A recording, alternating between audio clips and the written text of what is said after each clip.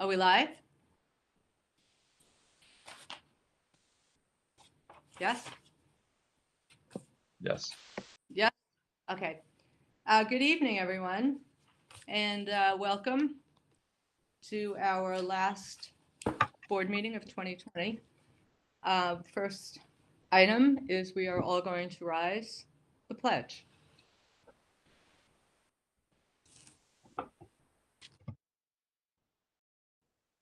On three. 1, 2, 3. I pledge allegiance to the flag of the United States of America and to the republic for which it stands, one nation, under God, indivisible, with liberty and justice for all. Be seated. Thanks. Mrs. Callahan, if you could do the roll call. Certainly. Mrs. Johnson, Here. Mrs. Weisberg, Here. excuse me, Mrs. Bays, Here. Ms. Brooks, Present. Ms. Epstein, Here. Ms. Gilliar, Here. Mr. Greenstein. Here. Thank you. Thank you, Mrs. Callahan. How many people are watching? Anybody can tell? I think 43, I think. 53, 52. 57. Okay, I just like to get a sense of that as we start. Okay, good evening, everyone. Tonight, we're going to be discussing some of the most pressing issues of the moment, and that is how and if we're going to keep our schools open and our community safe. All of us up here agree that the absolute best and safest place for our students to be is in school, provided that we have enough staff and provided that we're able to maintain our safety protocols. The biggest challenge at this time is the number of staff members who are quarantined and out. As you'll hear, our administrators are keeping a very close watch on all of the numbers. If we do need to go remote, it will be out of necessity, not by choice. This is the case for the remaining 8 days of school before the break, and will also be for the weeks that immediately follow. As predicted, we have had an increase in positive cases and necessary quarantines since we came back from Thanksgiving. On a brighter note, this is usually the time of year that we look around and realize how much we have to be grateful for. In fact, a lot of times I think, we just don't express that enough. Although 2020 has been one of the most difficult years I can remember as both a parent and a board member, there is a lot to be thankful for. First, I want to do a special shout out to Parent Council for spearheading the holiday gift card drive with our HSAs. Together, and with the boundless generosity of our community, they raised over $15,000 plus, which was made into gift cards that have been collected and distributed to families who are less financially secure. This is an unprecedented amount of money and giving in a year where it is so very much needed. To Parent Council Presidents Kane and Gargis, their leadership teams, the HSA presidents and their leadership teams, thank you for everything you do throughout the year. And of course, thank you to the community members who contributed to the drive. Additional thanks tonight to the Weber HSA for their donation for the 2021 Weber Wellness Club, which we'll be accepting later on this evening. Next, let's take a moment to mention some very special gifts. We never take giving for granted, but it feels appropriate tonight to highlight some special donations before we actually vote on them. And usually, as you know, I'll pull out the donations either after or before we vote on it, but really tonight I just want to give them a special place. We'd like to thank the Peter and Jerry DeJohna Foundation for their very generous gift of $20,000 to the district. Acceptance of the grant and its application to the new COVID-19 screening app system, Take Action, is on tonight's agenda. The user-friendly app has been very helpful in keeping our schools safe. We're very grateful to the foundation to the foundation for their ongoing generosity to the community. We also want to thank the Ed Foundation for their ongoing support of the district and making so many of the enriching programs possible. Tonight, we will be accepting a donation from the Ed Foundation for over $13,000, which covers remaining 2019 to 2020 grants. Thank you to every member of the foundation and everyone who supports this great organization. We wouldn't be able to do what we do without you. We also want to thank the Amy Newell and Friends of Jen organization for their donation to the Jennifer Mara Cronin Love of the Game Scholarship. Thank you so much for that. Last, it's not explicitly on tonight's agenda, but it should be, and we'd be remiss in not thanking our incredible administrators, teachers, nurses, guidance counselors and social workers, paraprofessionals, tech and office staff, custodians, and I don't want to leave anybody out. I feel like it's a thank you at an Academy Awards, but I don't want to leave anyone out. So any staff member that's not in one of the categories that I just mentioned, thank you. And thank you all for keeping our schools open and working through this pandemic. The schools are open, they're safe. We're providing new types of instruction and new forms of support. And every student in the district is benefiting from this. Thank you so much. No one was prepared for 2020, and each and every one of you rose to the challenge. We can't thank you enough. As has been our practice during these virtual meetings, please send your questions and comments to the Board of Education. It's BOE@portnet.org with board meeting in the subject line so that we can, if you send them during the meeting, we'll be able to read them at the conclusion of the meeting. If you send them afterwards, we'll answer them afterwards. But we would like to read those out to the people that are still on this call at the end of the evening. Okay, that's it. And now on to our last meeting of 2020. I'm going to hand it over to myself, actually, for the adoption of the agenda. I'm going to move for the adoption of today's agenda, December 8th, 2020. Do I have a second? Okay, Ms. Brooks, all in favor? Mary? Mrs. Johnson, Yes. Mrs. Weisberg, Yes. Mrs. Bays, Yes. Miss Brooks, Yes. Miss Epstein, Yes. Miss Gilliar, Yes. Mr. Greenstein. Yes. Thank you. Thank you. Now I'm going to pass it over to Dr. Shields for the enrollment report. Thank you, President Johnson. The last enrollment report was put together on December 2nd. And at the end of that enrollment report, we had 5,241 students. That's 4 less than we had this time last month, so it's virtually unchanged. And that's 174 less than this time last year. Last month, I gave you specific details as to why those swings have taken place, but it's virtually unchanged from this past month. Okay. Thank you. Dr. Hines, would you like to speak now, or you want to wait until the discussion items? I thought you were going to say, or forever hold my peace. Yeah, I'm going to wait until we get to the discussion items, and then I could say what I want to say, which actually is very much in alignment with what you just shared. Okay, thank you.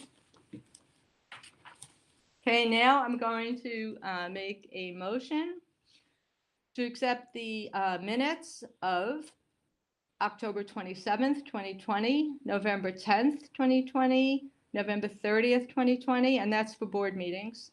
Now, the curriculum committee meeting minutes of October 29th, the budget and facilities committee meeting of November 30th, and the policy and personnel minutes of 11/18. And I'll just correct myself there. I've been saying committee meetings, but they're really board meetings that have focused on those items. So it's really the board meeting that focused on curriculum, board meeting focused on budget and facilities, and the board meeting for policy and personnel minutes on those dates. Do I have a second? Okay, Ms. Weisberg.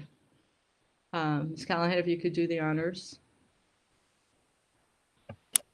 Mrs. Johnson, Yes.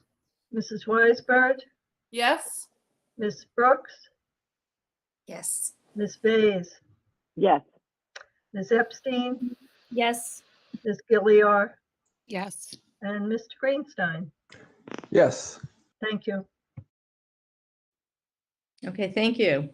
Which brings us up to our discussion items. The first item on tonight's agenda for discussion is thought exchange, and I will pass the torch over to Dr. Hines. Great. Thank you, President Johnson. So I want to start with some of the same sentiments that you shared, as this is our last board meeting for 2020. It's been quite a year, 2020. I look forward to 2021, which I believe will be much better. But we've learned a lot, certainly since March, for sure. And so I think it's to say that not only have we learned a lot, but I think we've improved in some ways, and there are some things that certainly surface that we can augment or improve. And one of them has to do with communication with our community and communication with our staff. So I've been doing a lot of thinking about how we could do a better job in that, and also thinking about our future work when it comes to our work related to creating our new vision, mission, graduate profile, our core values, even when it comes to communicating regarding the budget, which I know Ms. Callahan started last month, if not even a little bit earlier, and how to engage the community, the staff, to be part of the process and understand and think about what they're thinking. So I've been looking for tools that will allow some of these feedback loops to be closed. And so I don't want it to have things like a one-way communication where, you know, something that can be wide open and not closed like a survey. Now, in as much as I surveyed the community and I surveyed the staff recently, I felt it was really important. But there are some products out there that allow that communication exchange to be much deeper, and I think for us to allow us to make informed decisions. And we also want to engage stakeholders in real time as well. So after reaching out to Nassau BOCES a few weeks ago, I reviewed Thought Exchange, which is one platform we can use. There's another one they recommended that I engage with and take a deeper dive into, and that's called K-12 Insight. And I think both products have their strengths. And I also reached out to Kevin McGowan, who's in the Brighton Central School District. He's a superintendent out there. He's done some really great work over the past X amount of years. He was also the past president of the New York State Council of Superintendents. So that to me has a lot of weight as far as what his thoughts and feelings are. And he's also at some point used both of those platforms within his school district. So he has some real keen insights as to what the pluses and minuses are. And Thought Exchange's software allows the user to quickly consult with people most affected by the decisions that we make. It can be as small as 10 people, or it can be as large as 10,000. Not that we would ever engage 10,000 people, but it just shows you how expansive it can be if we needed to do so. Using this process really is trying to garner support for the decisions that we made by listening to some of the concerns and some of the thoughts related to the community and the staff. And this I felt was really important. And I'm trying to say this in the nicest way, but I'm just taking it from Thought Exchange itself. So these aren't my words. This is what the company professes, I should say. Decisions are often made in response to the loudest voices, even though they affect the quiet majority. and that can lead to decisions that fail because they lack support. Thought Exchange's balancing rating system means the most popular ideas in the conversation, they rise to the top, allowing us to gauge support before we invest time and money into certain decisions. And so I am no expert when it comes to, this product itself, but I've watched it in action. Kevin was kind enough to show me some of his examples as far as what he used it for. He actually used it for district vision, mission, and planning, and for budget, and to check in on his staff. How is his staff doing? So it can go really micro, or it can go pretty macro if we wanted to. Now, on the other end of the spectrum is K-12 Insight, and they have a really great feature called Let's Talk, which I think is really can be beneficial for us as well. But in the end, my recommendation with the board, or to the board, I should say, is to go with Thought Exchange. Now, listen, I haven't been trained yet. I'm certainly not an expert in this, but this is something that our administrators can use. They can use with their teachers. Certainly, departments can use it just within their departments to see what people, their staff are thinking and feeling. But this is a step, I believe, in the right direction for our school district. There are some local school districts in our area that are using Thought Exchange, and they've used it before. They've actually used it to create their COVID plans beginning last March. So it can be used or utilized in a multitude of ways. The cost for this is prorated just because of where we are right now, and I'm anticipating, the question being, well, how much does it cost? We know nothing's free, but I believe the return on this investment will be significant. So it's $15,000 for the rest of this year, and my recommendation is we really give this a go and we utilize this with our community. I think we've heard from our community many times that they want to have more input and for us to listen to what they're thinking, and this is the absolute perfect tool to allow that to happen. So that's my recommendation to the board. Thank you, Dr. Hines. Questions? Okay, Julie. I think Larry was before me. Do you want to go Larry first and then I'll defer to you? No? Okay. Ladies first. Thank you, Larry. Thank you for that explanation. A couple questions. So this would be, you said, a prorated cost for use January through June, I'm assuming, and then we would renew annually for the subscription. And what is that full year cost?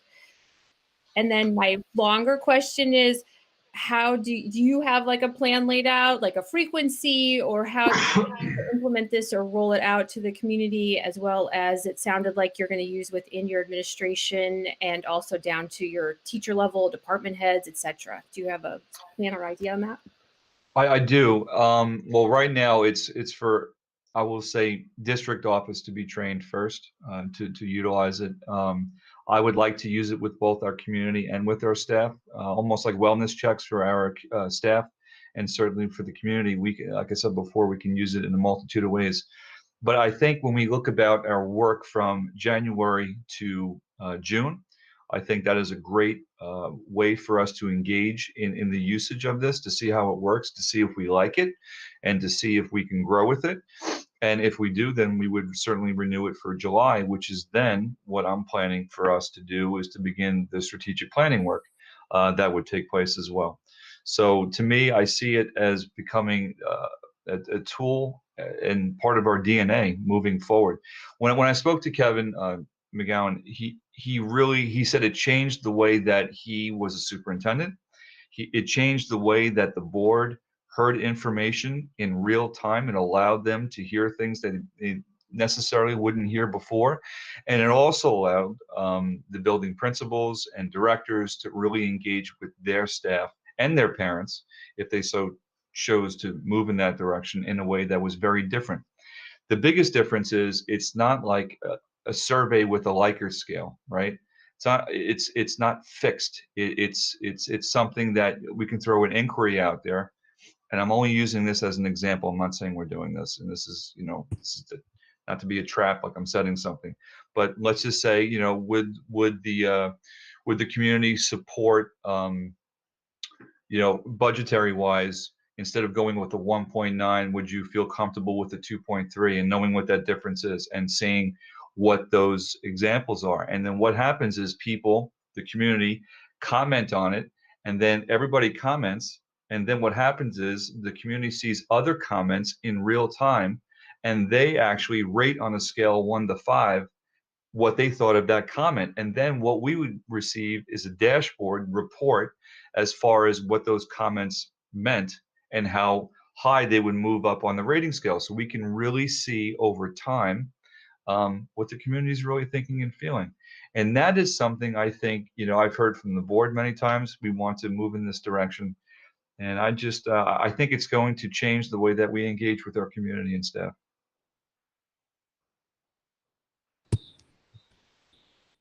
Okay. The next, Larry, then Rachel, then Emily. Okay, a simple question and a couple of other questions. I suppose we're getting through BOCES, so I suppose it's aidable. So we're getting back, well, assuming that they don't change the formula, we're getting back some money from the $15,000, so it's a little bit less. I guess at some point going into the future, I imagine that some of the teachers could use this with the students also to try to judge where they're going, and sort of a way of either working on material or a way of getting some self-reflection. I imagine the board could use it as self-reflection. I would maybe, if it's appropriate, to have one of our communication people on the board be trained in it, so that the board was sort of, even if we're not necessarily creating the instruments, would at least somebody on the board would understand the instruments. And I guess, I know Malvern uses it because right on the website. Yeah. And if anybody does want to know what it's like, I just pulled up the website, and tomorrow at 2 p.m.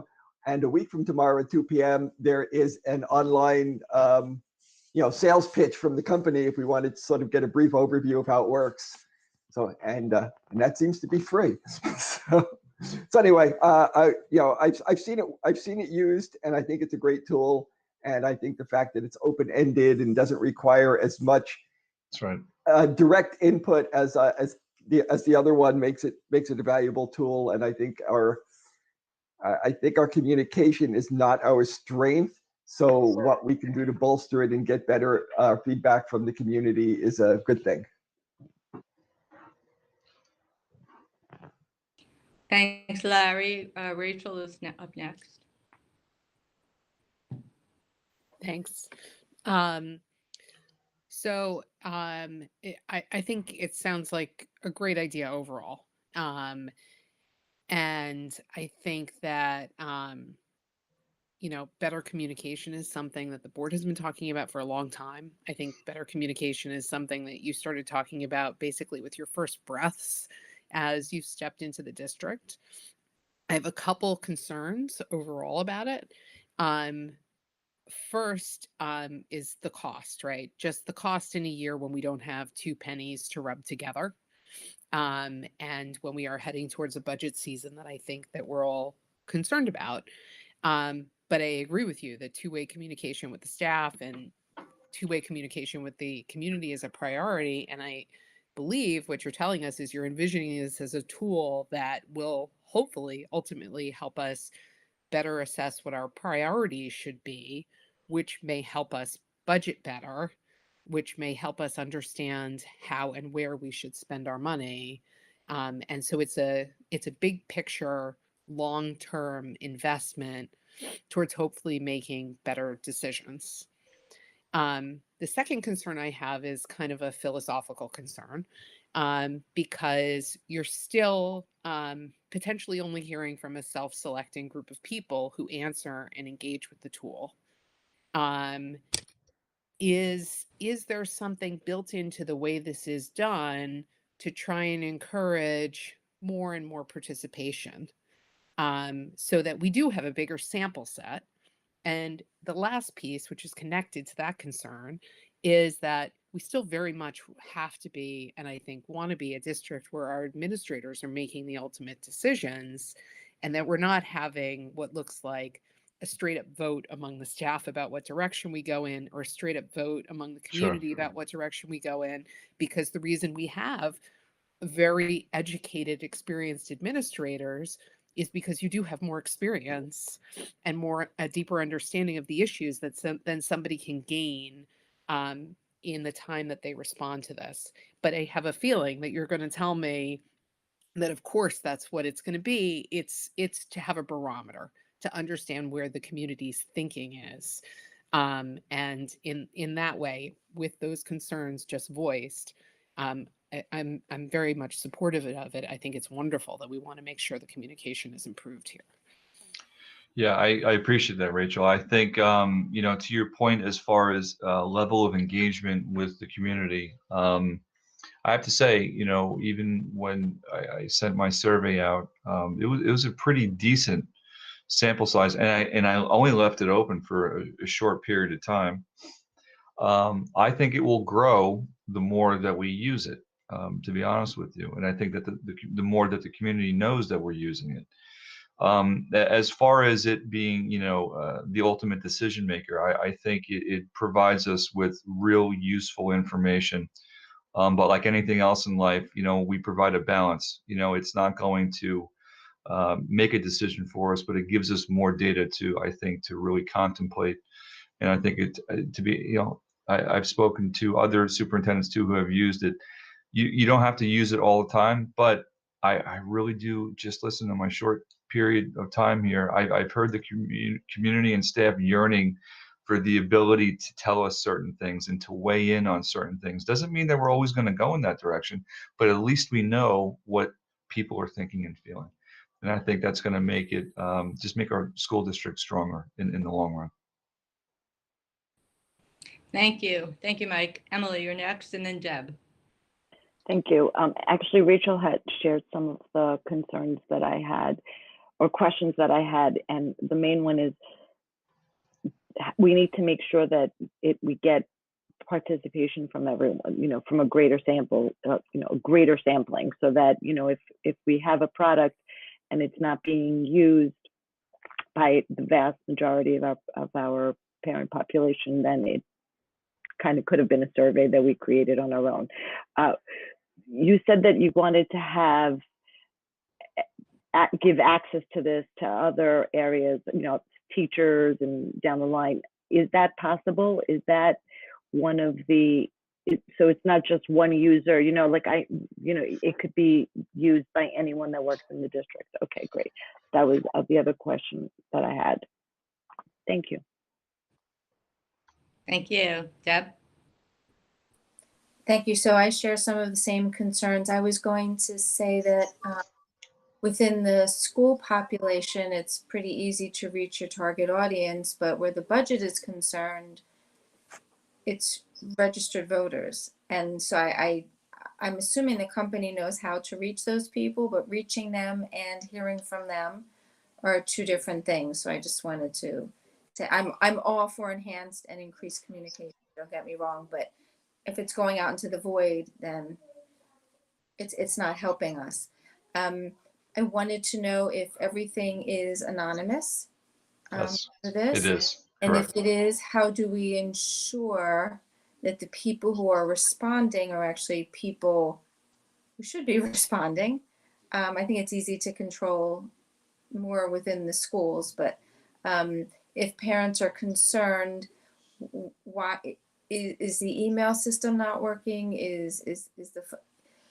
How will this, for those parents who understand that they can email you, email the board, email through the chain of command, how does this change anything in terms of getting their message to the appropriate people? Or is this more of a more global temperature take? So let's talk. The other platform was more geared toward the latter part of your question. So if there was a subject that was on a community member's mind, they would use that platform to engage or to let the board know they're thinking this, or a certain administrator to use that. To answer your question, though, in regard to how do we know, you know, that the community would be able to utilize it, it is anonymous, as we said before. Getting into the technicalities, I don't know how to do it or how to answer that, I should say right now. What I do know is that there are hundreds of school districts that utilize this and utilize this effectively. And so that is something, of course, that I would want for us to do. I'm actually set to meet with one of the Thought Exchange directors tomorrow, and I can answer some of those questions, those technical questions, and have answers for you. But my recommendation is for us to really give this a go and to really try to utilize this and capitalize on the yearning of our community, both internally and externally, wanting to share their thoughts and to start small. And once we become more comfortable with it, then to expand it and see where it goes, and then reassess at the end of this year. I think, part of the reason why some of the other school districts that are out there that were able to utilize this tool to garner feedback from the community and staff when they came up with their COVID plan, they use this mechanism for something like that, and they use it in real time. The beauty of this is you get it in real time. And again, the dashboard, the reports that we would be able to review are very easy to read and easy to share and to understand. So I think back to when we were developing our plan, right? And I'm thinking if we utilized Thought Exchange during that time, I don't know if it would have been necessarily easier, but I think we would have had more, I'm not going to use the word robust, but different information that would have allowed us to maybe be a little more successful in the beginning. So that's the reason why I'm looking at this platform, and I totally trust Kevin and his advice for a school district to at least try this and see if they can use it. And I certainly think it's going to be very beneficial. Is there any type of trial period where we wouldn't have to spend the 15,000, but maybe 30-day trial period? I'm not sure. It's a good question. I'm not really sure. Julie, you have another question? I do. So my other question is, so this of course hits on one of our board goals, and as everyone said, we are all for, enhancing our communication and engaging our community. I'm curious if you have any insight as I look through with our equity lens, if this has any way for our community or the recipients participating to have actual translation. So can you read it in your native language if you are looking at the Thought Exchange and measuring it that way? Yeah. So are they able to have a Thought Exchange in Spanish or in other languages? That's what you're asking. That's a really good question. I don't know. I'd like to think that there is the ability to do that. But I can certainly follow up with the gentleman I'm speaking with tomorrow to let you know. Thank you. It would make sense that they would be able to do that, or else, especially in diverse communities, for sure. Julie, thank you for asking that question, because I was assuming that the answer would be yes. So I'm glad you actually asked it and that we'll get an answer. Thank you. No, I just wanted to say something.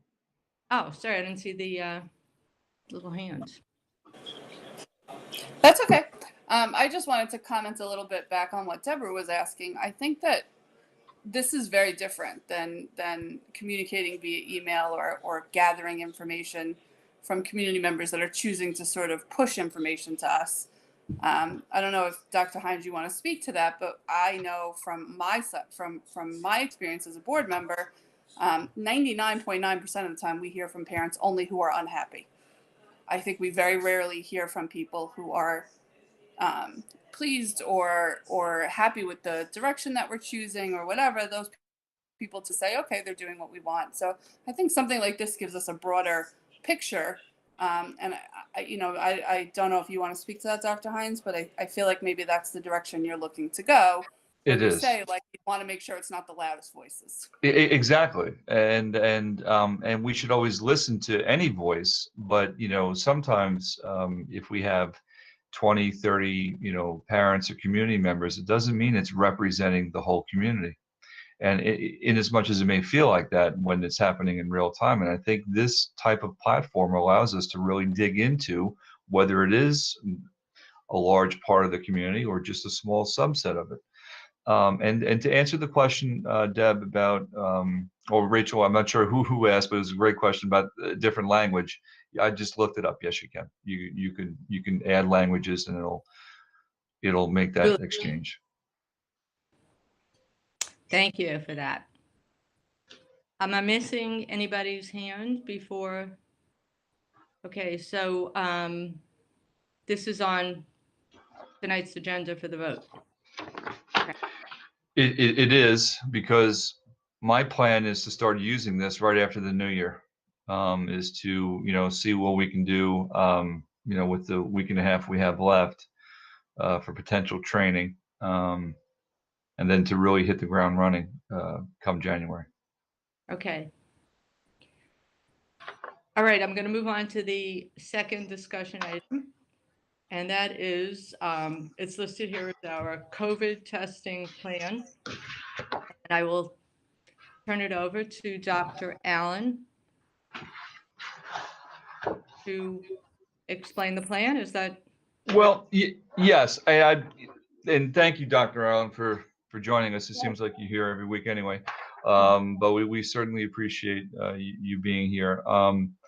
So if you wouldn't mind just talking about how Notch Management Group, that's an affiliate of St. Francis Hospital, what we're doing with them, and just what the testing would look like and all that good stuff, and then we could move on from there.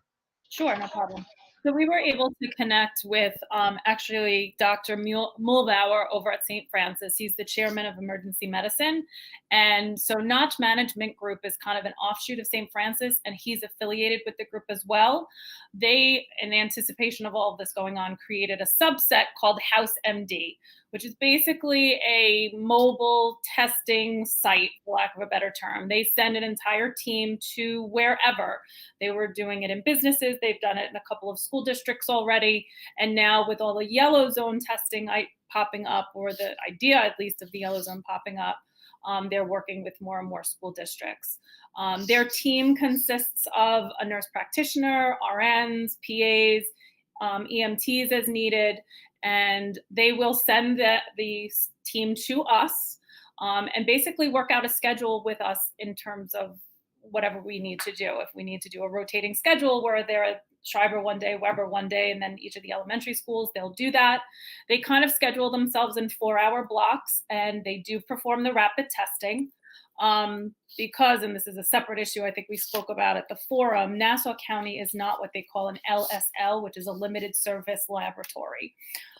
So we, meaning Port Washington, need to order the test directly from New York State DOH and have them shipped to House MD and our team. We're not allowed to hold them either because we're not an LSL. But once we get those tests, they do them, they come, they have a group that they send them off to get the results with. They contact people directly with the test results, so we don't need to interface with the people being tested at all. If they are positive, they work out plans with them in terms of, next steps, following up with their doctors, getting them connected to, community supports if they don't have a family physician. When it comes to the yellow testing, just bouncing back to that for a second, there is a requirement that we test 20% of our overall population over the course of the 2 weeks. They monitor all of that for us. They tell us where we are, how we're doing, are we testing? And there's also a little caveat that if you test over 7 days and your percentage is lower than what the cutoff percentage is, then we don't have to test that second week. Again, they're going to monitor all of that. They're going to give us data. They'll give us reports in terms of where we are, how we're doing. If we continue into orange or even red, hope knock on something that doesn't happen, again, they will provide the support that we need for that testing as well. So we're working through the details of the contract right now. So. And of course, it's not free. So No. there is a fee that's attached to this, $30,000+ for X amount of days to do this work. And so, and I think, Julie, you asked the question, I think it was yesterday, the day before, right? So if the contract says it's for yellow, it doesn't matter what color it is, it's just the number of days that we need them for. Right. So that's where we are. We have this, this in place, but I know there are questions, and then I want to segue into something else that is. Yes. Larry, Deb, and then Emily. Thank you. You said that they do the rapid test. Do they follow it up with a PCR? No, they do not. So then what we're getting really is not very good data because there can be a lot of false negatives. There- And the rapid tests don't get reported to DOH necessarily. So we won't even know. Somebody could be positive and we would never find out. But assuming that it did go to a DOH, even we don't get the results, but do we get a quarantine list? I mean, do we know that this person's not supposed to come into school? Yes, so they give us a, what they call a fit to return notification to let us know. They actually, so going back a little bit in terms of the testing itself, the rapid testing, there is a requirement that this information all gets submitted into the portal. So it will get reported. They will also do the follow-up if they feel that it's a false positive, or they'll connect them with their doctor for any follow-up PCRs and things like that. But it will get reported to DOH, we'll get reports, we'll get lists of who can and can't return. And then in certain instances, they will even help the families further if they don't. Why aren't we using one of the vendors who do a PCR? I know Northwell last week, I got a rapid and a PCR at the same time. And I know plenty of places do PCRs. They turn around in 24 hours. And it just seems like, all right, the goal of this is to catch people before they can become spreaders. And with the rapid test, we're not going to be doing that. We're only, we're going to be picking up maybe 80% of the people we should pick up, but that extra 20% could be significant. Right. So I don't know why we don't find somebody who actually does it right. So, in response to that, I agree. The problem is a lot of places aren't doing this large scale for school districts yet, or they're doing it at a much higher cost than what this particular company is charging. Most of the doctors in the area, even our school physician at this point, does recommend the rapids to get people caught sooner. Her belief in my conversations with her is that it's the benefits of what we catch outweigh the false positives, if that makes any sense. No, they're false negatives. But actually, the pediatrician who's on the call with the reopening committee said she only does the PCR tests, not the rapid tests. Right. Because because they're more accurate, and I think accuracy helps. Right. Yeah. Dr. Jackman does do that in her office. Dr. Wilkins, they do the rapids. So that's the conversation I've had with her. We did try to. She's affiliated with ProHealth. We did try to set up some contracts with them, and it just, again, it's the volume of as this is happening, and certain places are just not able to keep up, or they're going to charge significantly more money. Larry, will the governor accept this as testing? Yes. Okay. Right. Larry, I wanted two comments, Larry. The testing that is required in a yellow zone has been specifically designated as rapid tests. Yeah. That's what they've asked for. So we have to do the rapids. The PCRs are another layer. The second thing is you keep saying false negatives, but as Dr. Allen said, the issue with the rapids is not a false negative. The issue is false positives. The rapids tend to have false positives. It's like a 20 to 30% false positive rate. It's not a false negative rate. Right. The thing with the rapids and the false negatives, people are going and testing too soon. So when they get that and then they take the PCR, that gives the virus the time it needs to show up on the testing. So that's where we're getting the false negatives from. So. Okay, thanks. Mm-hmm. I think Deb was next, and then Emily. Thank you. So first, Dr. Allen, I want to thank you because I'm sure in your wildest dreams you never thought this was going to be part of your job description. No. And I think it's very upsetting to me. It's very unfortunate that Nassau County schools have to take on this responsibility. I don't have a problem with the testing, but the fact that we actually have to go out and arrange to have that done, I think is, well, in Yiddish, it's shanda. I just don't know how else to explain. It's just, to me, it's wrong, but neither here nor there. There are also issues with false negatives with the PCR. Sometimes if the viral load isn't exactly where you need it to be in the nose, blah, blah.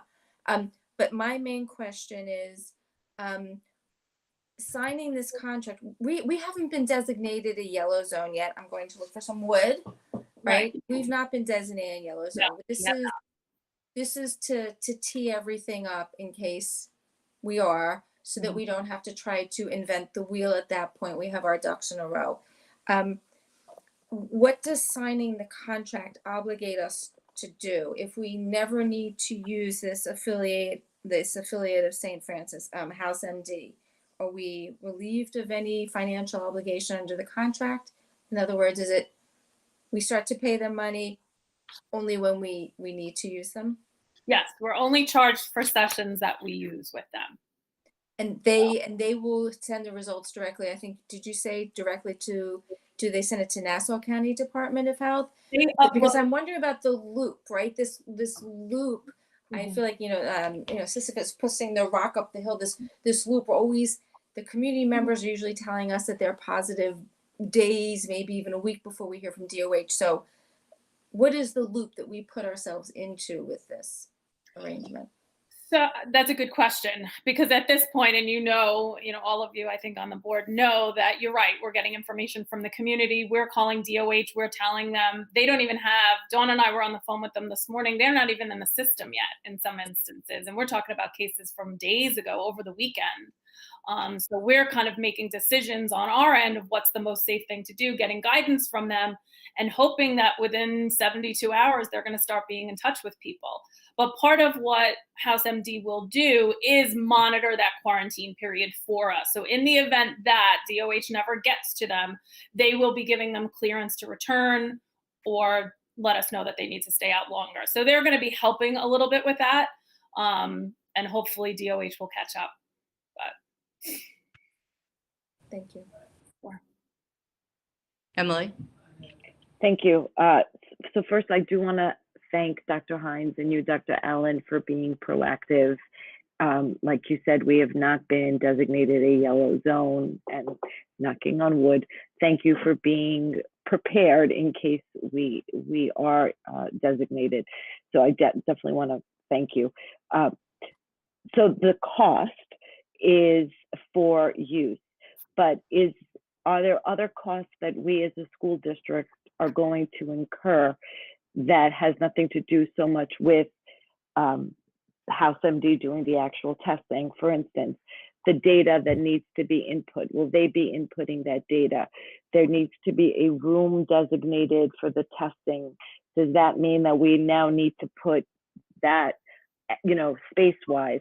So I'm asking because I share Deborah's concern, and I'm kind of speaking a little bit because, as you know, tomorrow the Legislative Task Force is going to be meeting to be discussing this exact topic of the burden that the school districts have been given to cost-wise on getting this done, that the governor has basically mandated if you get into the zone.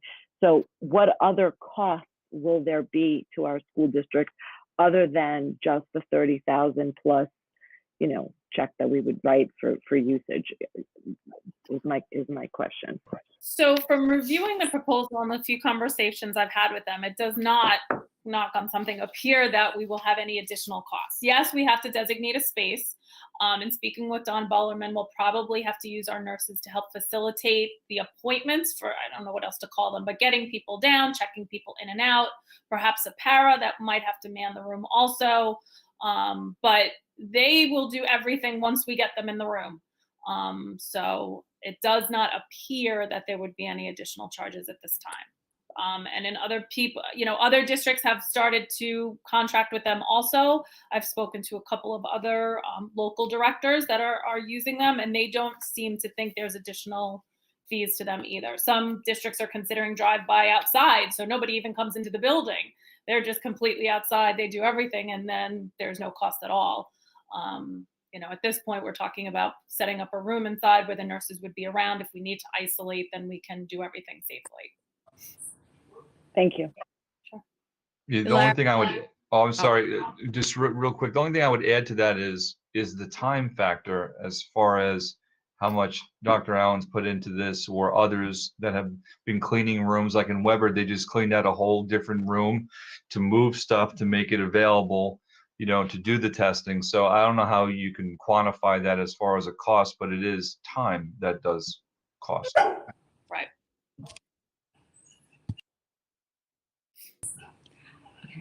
Larry, and then Deb. No, Larry, you need to lower your hand. I think that was from before, but I think Deb has a question.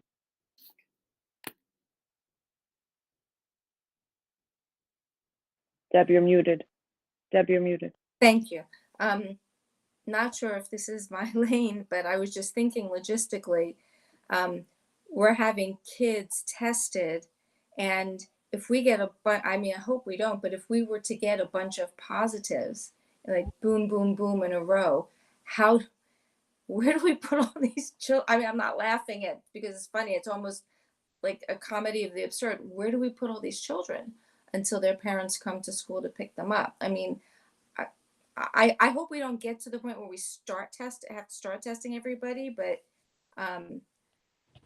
I see other ramifications. We can't avoid it, but I'm just putting it out there. We just might want to think about it.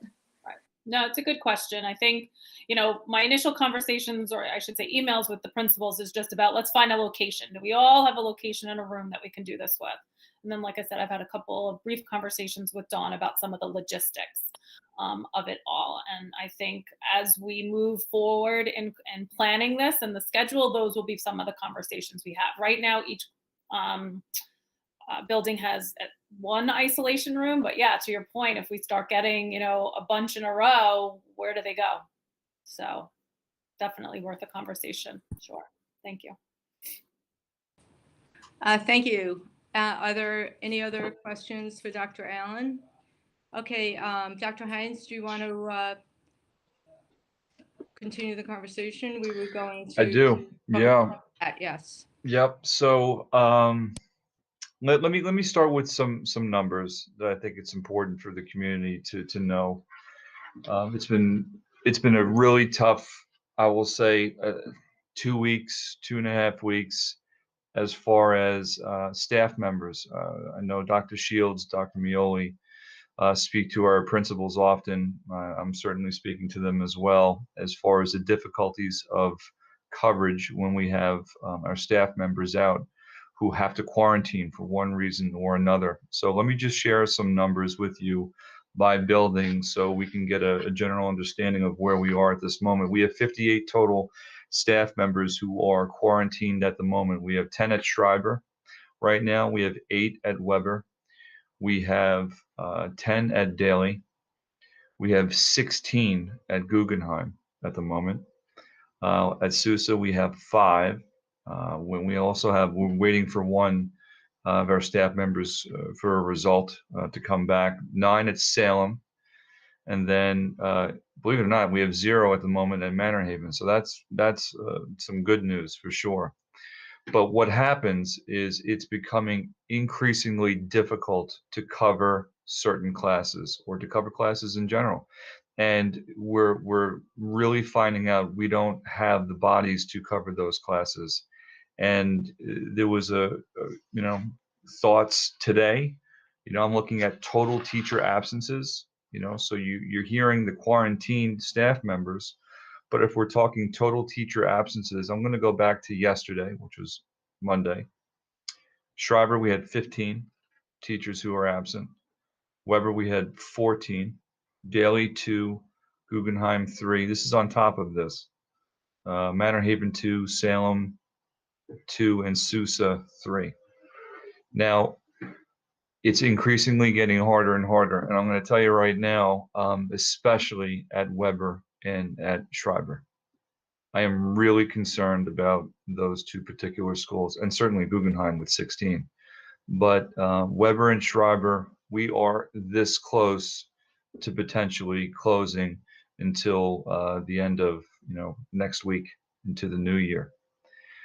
So I just want to share that with the board. I want to share that with the community. We are doing everything we can to keep it open as long as we can in a safe way.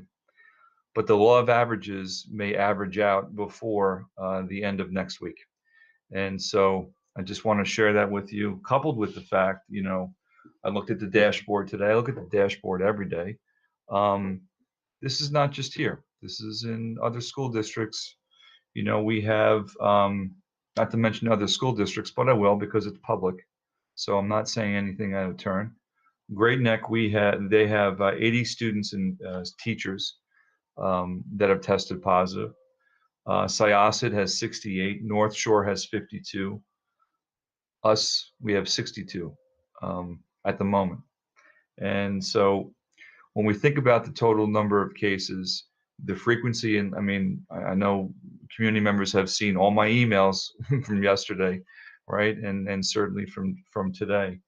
It's weighing on all of us. I know it's weighing on the board. We're trying to keep it open, but I'm very worried about trying to stay open, because here's what we don't want. Tomorrow morning, or let's say Thursday morning, we have students who arrive at school and we don't have enough staff members to supervise. That's something we don't want. So this is something that we're thinking about often, and we may have to shut down. And we'll see. We're taking it one day at a time, 1 hour at a time, to be honest with you.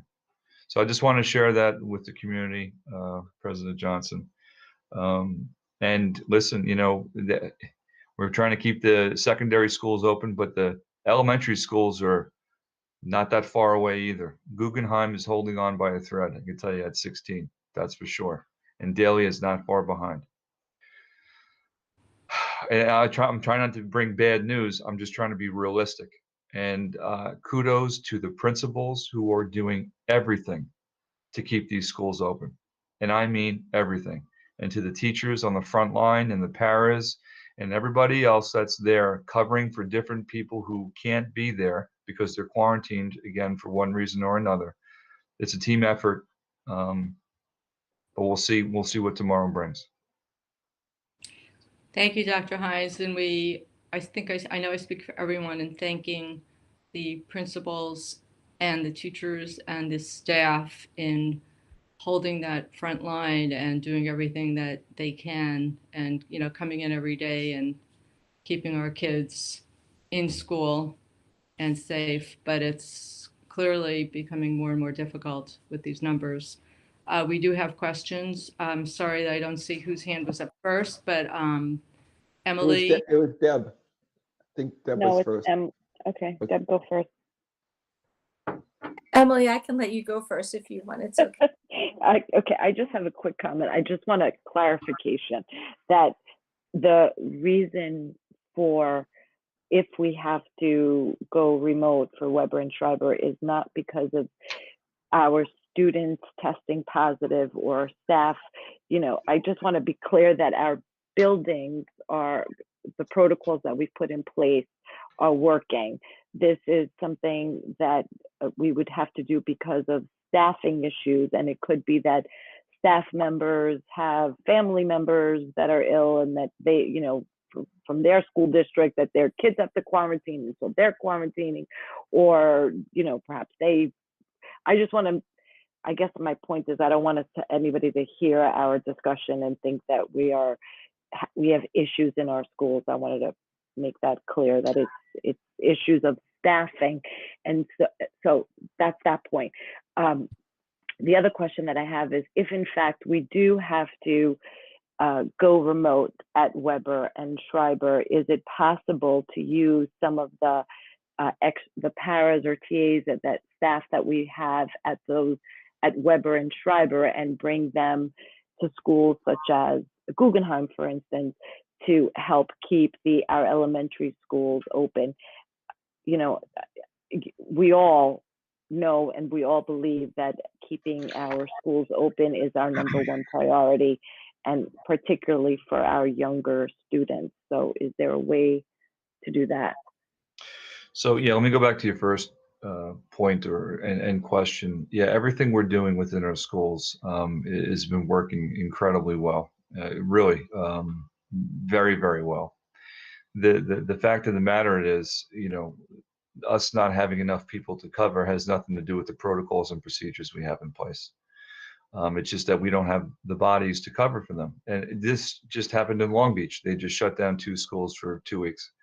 And in the letter to the community, it says exactly that. They're at the point where it's just too many people that they have to cover. But again, it's not because of what's taking place within the school, and it's certainly here as well. As far as reallocating staff, there is no doubt if and when we do have to shut down Weber and Schreiber, we would reallocate the paras, the TAs, and the permanent subs that we have to help and assist with our elementary schools. So that's something that we're planning for if and when we need to do so. Thanks for that information, and thank you for that question. Now it's Deb, and then Larry. Thank you. But sometimes if there is a student who tests positive and the class has to be quarantined, sometimes staff is caught up in that net. And so I don't know what it is right now, but I know that in the past we have had to quarantine staff as a result of a student testing positive. So it's I don't know what their percentages are, but that is the case, right? Yes. Don't misunderstand. Okay. In addition to maybe staff having sick family members, so they have to quarantine. Absolutely. Completely unrelated to the school, but it's not as though, I mean, we're following the protocols, but our protocols sometimes do result in classmates being quarantined and staff. Well, and because of the decision or the recommendation from the Yes. DOH, but also on top of this too, we just have people who are just plain sick, right? So they have the flu, they have a cold, they have whatever. I mean, they take the screener. If it says if you're coughing, if you have a headache, if you have this, you have to stay home. So on top of, you know, the teachers and the staff members who are quarantined, we just have people who are out, you know, for other reasons. And so this is again what's adding on to this difficulty right now. Right. Well, Emily, I saw what you wrote, but it depends because well, I'll let somebody else answer that question. But my next question. Can we actually ask Dr. Allen that question? So, because if a class is quarantining, in other words, if the teacher, because of a class, we've said that, aren't they following the remote schedule? Or are they not? They're not. It's then not a question of coverage. I think the point that Dr. Hines was making is that we're having a problem with covering actual buildings, people in the building, not necessarily the remote, right? That's what I wanted to make sure we were clear on. Correct. But Right. but if there's a teacher who, because I know from my daughter, so if there's a teacher who's quarantined and they teach different classes, so when that teacher's not there, they're home, but their other classes are coming into the classroom, there's no teacher because the teacher's home, and you still need Yes, an adult person in that. that's exactly it. So that was going to be my follow-up question. Can I don't know what the laws are or the union contract, but can community members volunteer to be that adult person, or is that just not kosher? Well, Oh, sure. I think the idea is nice, but the reality is we can't just have community volunteers. We have to have vetted people who are fingerprinted, so on and so forth. So and yeah, it's believe me, we have looked at this from so many different angles as far as how to make this work, and we will continue to try as hard as we can to do so. I just want to make certainly the board aware and the community aware. This is, no pun intended, where we're at this point. We are very, very close. But it's not from a lack of trying, that's for sure. Thank you. No, I think I mean, we all agree with that. And we're trying as hard, and we know you are, all of you are, trying as hard as you can to keep the schools open. And we appreciate that very much. Larry, I think you've waited long enough. Okay. So because of all the great work that you guys have done, there has been little, if any, transmission within the buildings. So when people are considered contacts by DOH, they really haven't been put into a risky situation, but we're forced to follow the rules of the regular community, even though we're in a much safer community. If they were actually going to go on people who were at risk, we might be 3 feet in 20 minutes, not 6 feet in 10 minutes or whatever. But there's nothing at the moment that we can do about that. So we're always going to have more people out, which includes staff, than we might need to from an actual health standpoint. But that being said, I think one of the problems we have that we had in the past is when we say, oh, by the way, things have fallen apart, we're shutting down tomorrow, it puts a lot of burden on parents who don't have time to plan. So I would think that what we might want to do is plan for the worst and hope for the best, because I don't see any reason why Christmas is not going to be as bad as Thanksgiving, or possibly Thanksgiving on steroids, because there are more holidays and everything else. And I think if we plan maybe to not be there, and it turns out that on January 4th, our numbers are great and we can open, I think parents would much prefer, oh, no, last minute, your kids get to go to school, rather than last minute, figure out how to take care of them tomorrow. So I think it would be sort of fair to the community to have them assume that we're not going to be there, and then hopefully we will be there. Because I think if people start coming in that week, and again, without necessarily any risk to anybody else, we have to start quarantining people on a massive scale, then the following week we're just going to be shut down. Only again, there's not really going to be the warning to them, because we're going to be playing it as it comes. So again, that's just a thought.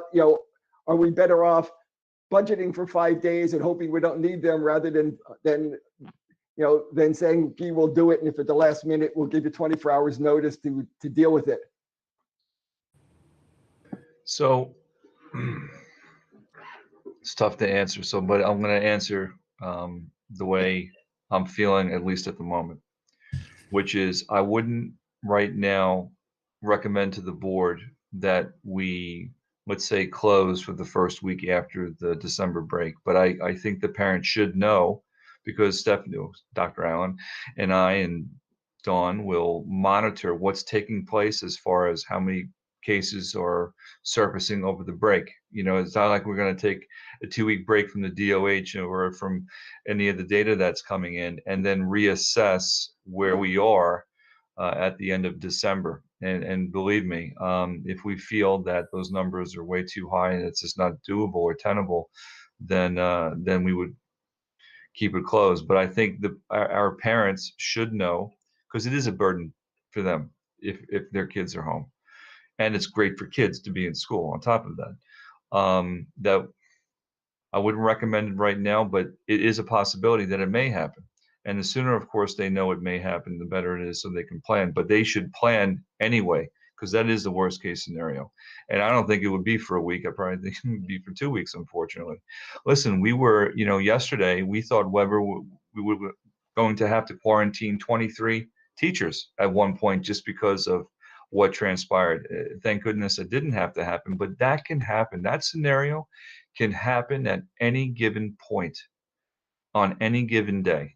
And so we always have to, I feel like I have to remind our parents more often than maybe I am, that this can happen at any moment. But listen, I agree with you, Larry, that, if Thanksgiving was an opening to what the December break will be, it's something that we have to be ready for, but our parents have to be ready for that as well. That's definitely the forecast, right? That the everything that we saw coming off Thanksgiving, we'll see that and more, most likely coming into January post the holidays. It's tough if you're friends. Yesterday was a tough day. I mean, they were just trickling in all day long. And it doesn't matter whether it's here in district office or at Weber or anywhere else. It's definitely, yesterday was a real tough one for sure. So again, we're going to monitor this day by day. We're looking at it hour by hour, and then we'll make an informed decision as to what we have to do. But I just want our community on call that we're very close, very close. Rachel? Some of what I've been thinking has been said, but I just wanted, I think there's a lot of confusion about this issue, right? A lot of confusion and anxiety on the part of parents. So I just wanted to note, I think the district is working very hard to make sure that the confusion that exists only because we have no control over it.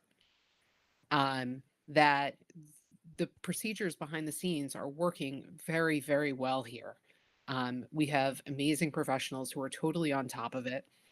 I know when, letters go out, there are a lot of questions from parents because it seems like identical circumstances had different results.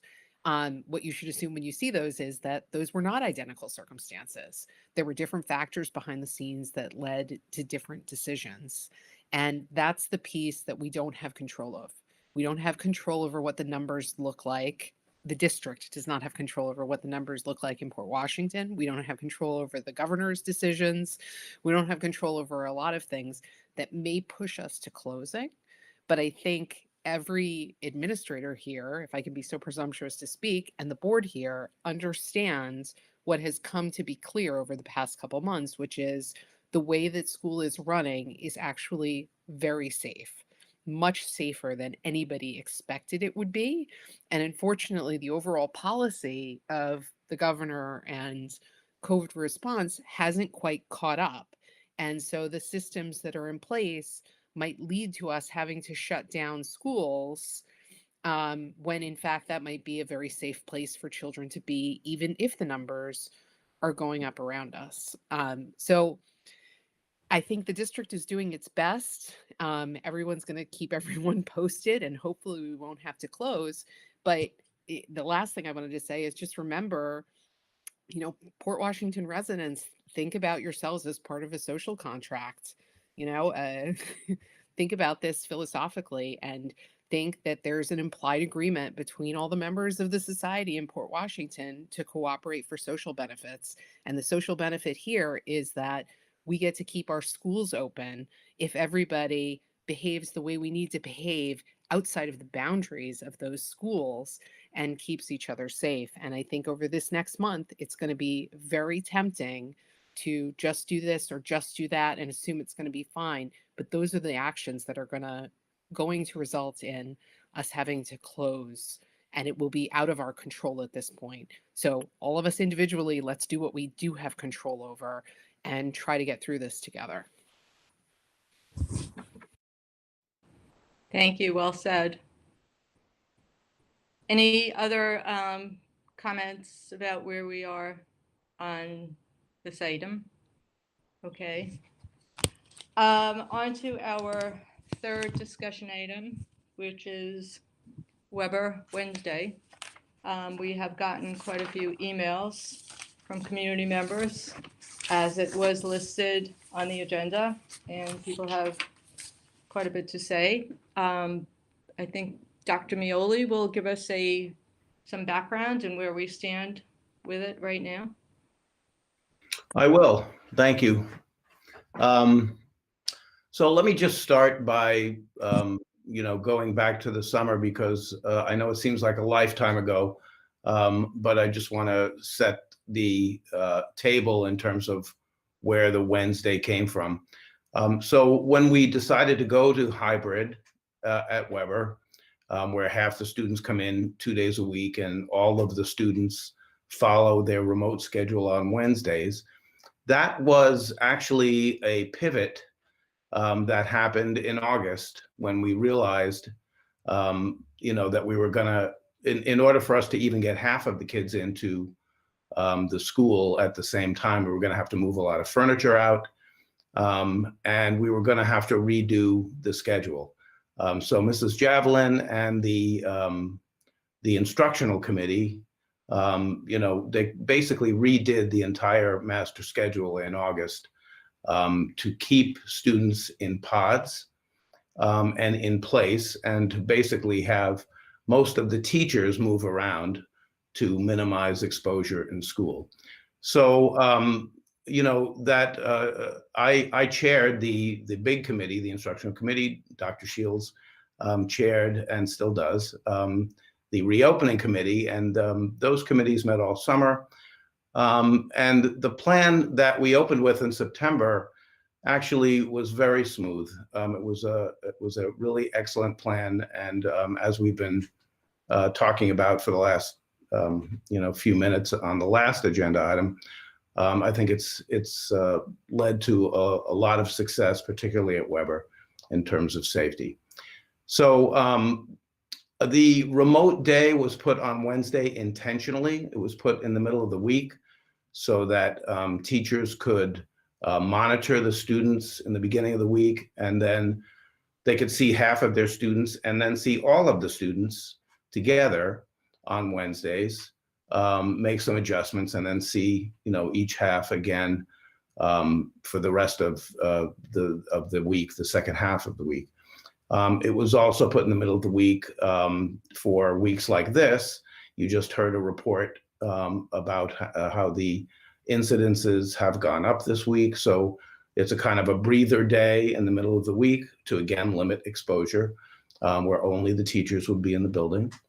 And it was also put there so that there would be time for professional development for the teachers on all of our remote learning platforms and new apps, to do social and emotional work that we couldn't do during the week as much, and dedicated time for music and other special services for the students.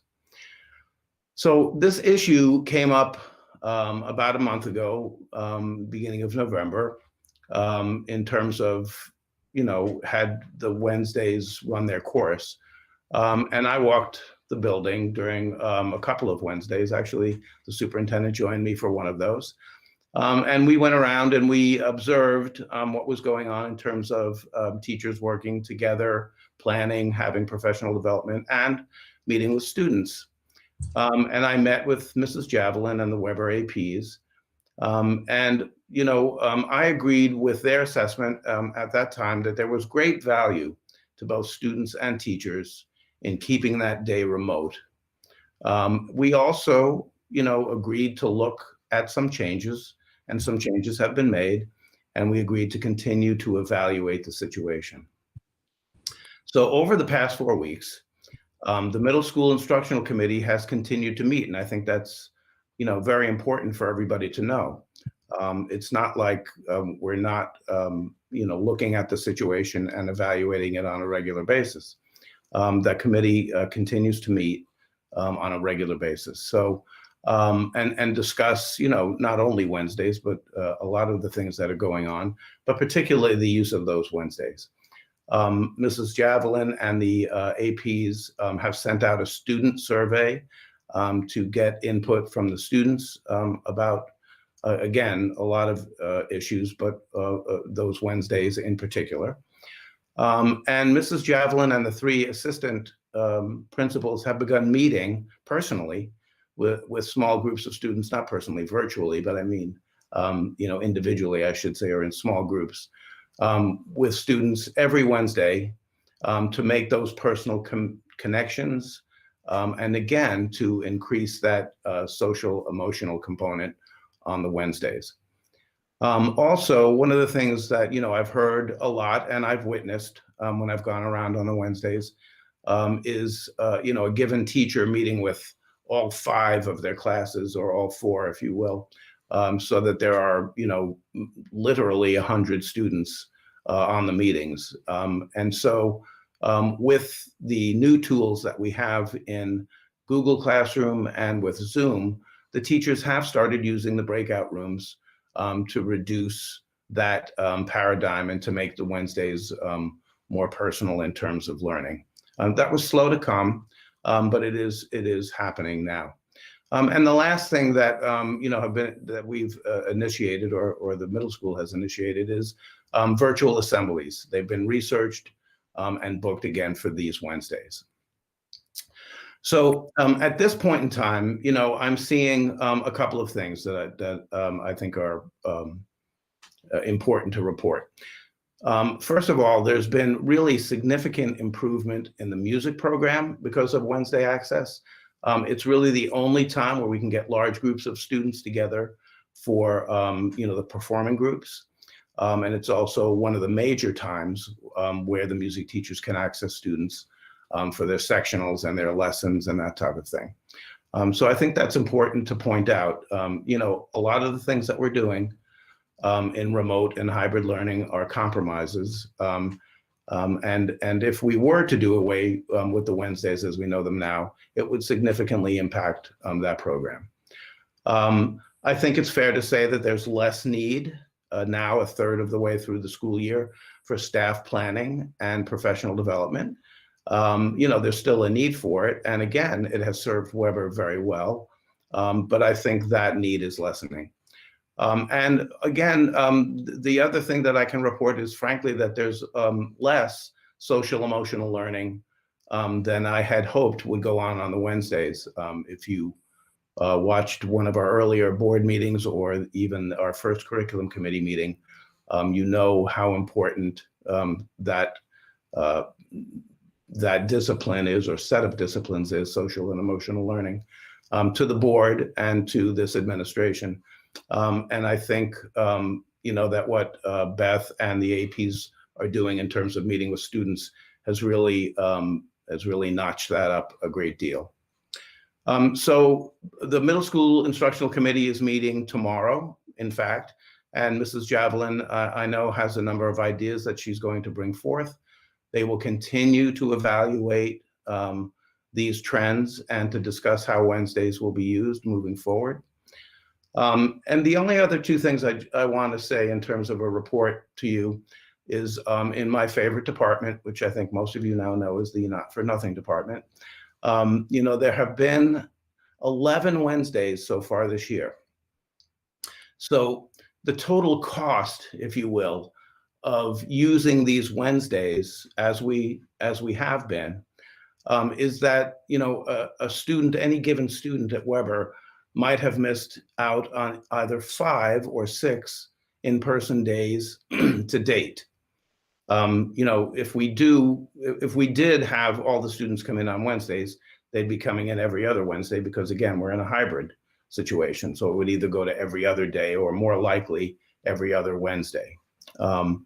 So I think that's worth noting because, again, some of the comments that I've seen, you know, are that, you know, the students won't be prepared for Weber, for Schreiber, you know, that type of thing. And believe me, I understand the concern about it, but just to delimit what that looks like, it really comes down to, as of today, 5 or 6 in-person days. And then finally, the last thing I want to say is that it is certainly true that the superintendent and the board and all of us, I think, have consistently, including tonight, championed in-person instruction for those students not needing to be fully remote. And so we understand the desire for more in-person instruction and not less. And we continue to look at the pros and cons of Wednesday, the Wednesday paradigm. And I think, you know, we are, again, monitoring and looking forward to the report of the committee in terms of, you know, how we use these days moving forward. I have a question. Can you share the results of the student survey? Has that been vetted or looked at?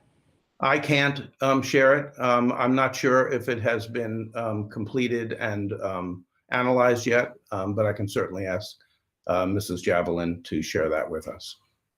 Okay, thank you. Any other questions from anybody on that? Nora, I just want to say that I know that the committee is meeting, and I know that we have heard from some parents. Now, if we used thought exchange, I was Dr. thinking the Hines, same thing. we could probably get maybe a better assessment of where Weber Wednesday stands. But so I understand the process is that the Weber committee is meeting this week, I think you said, or next week.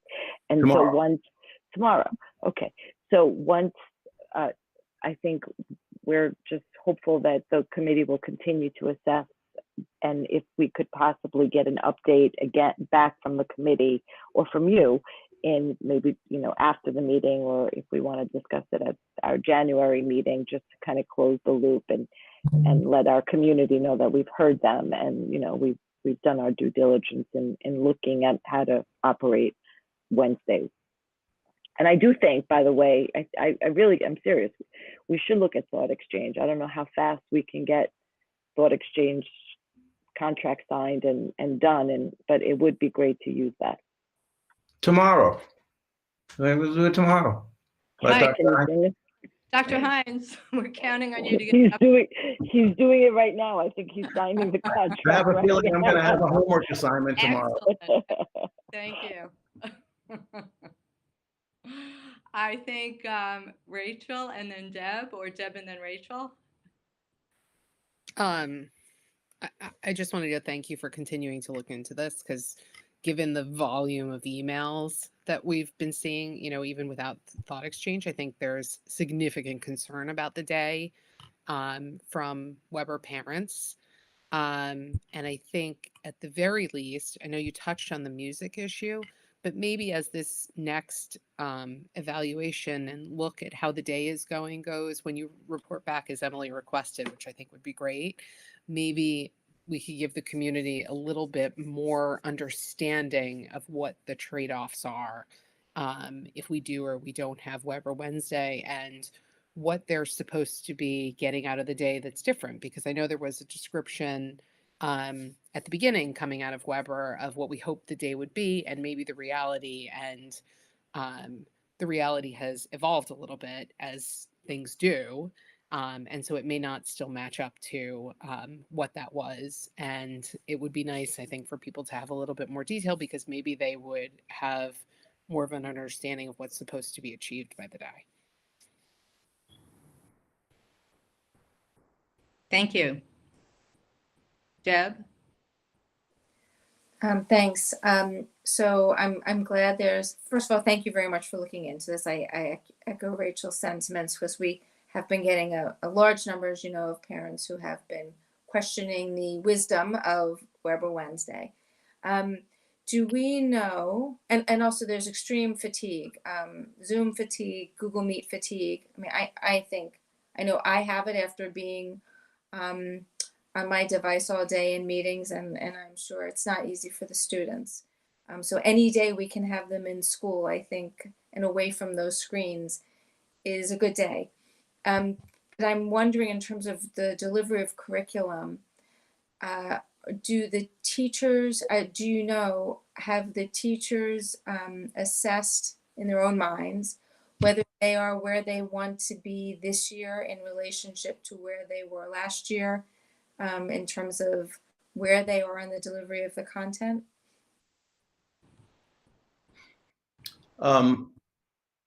I wouldn't pretend to be able to answer that question. I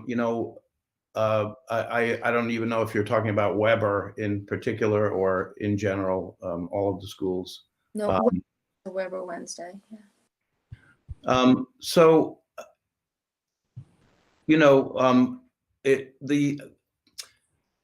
I want to harken back to that curriculum committee meeting. This is a different year than any year we've ever had, and so there are a lot of things that I would consider to be part of the curriculum, that we haven't considered so in the past. Again, for example, getting ourselves through and managing is a big part of what all of us are trying to do tonight, and we're trying to do every day. And that looks very different this year than it looked last year at this time. So I know you're talking about, the academic piece, and are we, hitting our strides and all the rest of it. And, we just finished our first set of NWEA MAP testing. At least that's a K through 8. And so, I've just begun to look at that, and it seems like we are on track in terms of, one test, one piece of data. But, you've also heard me say, and it won't be a surprise if you don't remember or weren't paying attention when I did, which is, that what this past 8 or 9 months has done in general has widened gaps.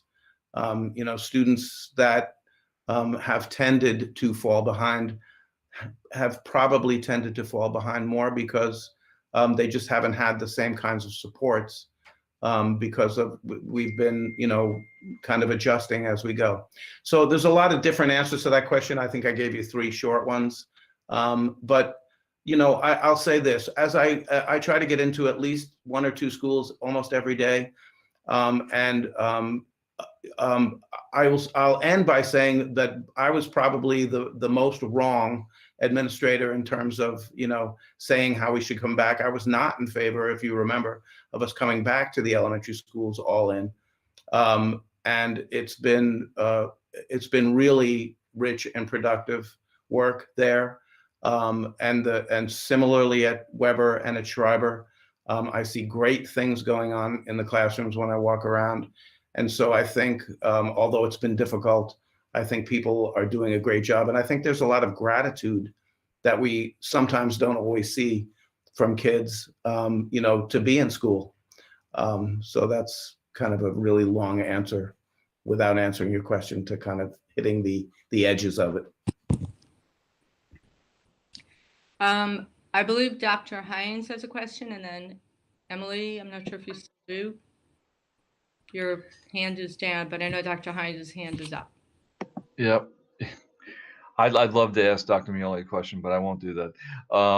But I will make a statement, and I mean this in the most sincerest way possible.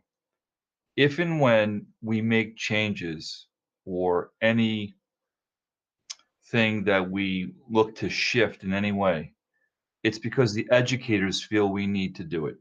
And I want to be very clear about that.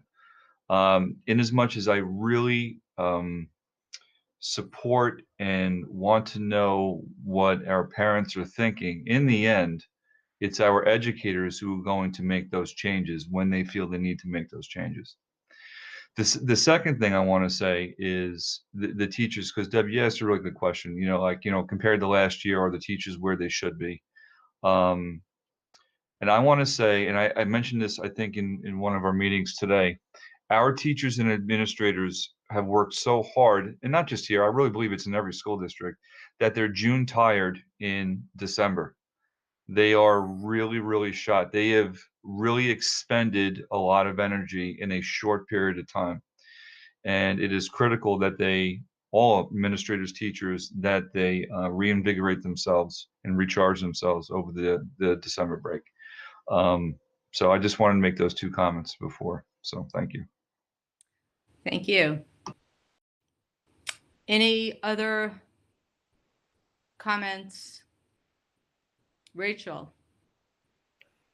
I don't want this to be misinterpreted as me contradicting our superintendent, because I do not intend to be doing this. But I want to note that I think I agree with him 100%. The educators have to make what the best decision is for the education, but we're living in strange times right now. And I think when parents are watching the education in action in a different way than they usually are, and the educators don't have a full window into what that looks like, it really behooves us to listen to the parents on what they're seeing, and then from there, take it and have the educators make what the best decision is. And I'm saying I don't intend to be contradicting Dr. Hines, because I think he would agree with me that it's all important information to be gathered. And then at the end of the day, we figure out how to provide the kids with the best education that we possibly can, just like we do every day.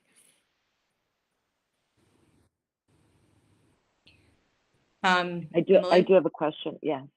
Can somebody, I don't know if you, Dr. Miele, Dr. Shields, I don't know who has this information, if it's possible.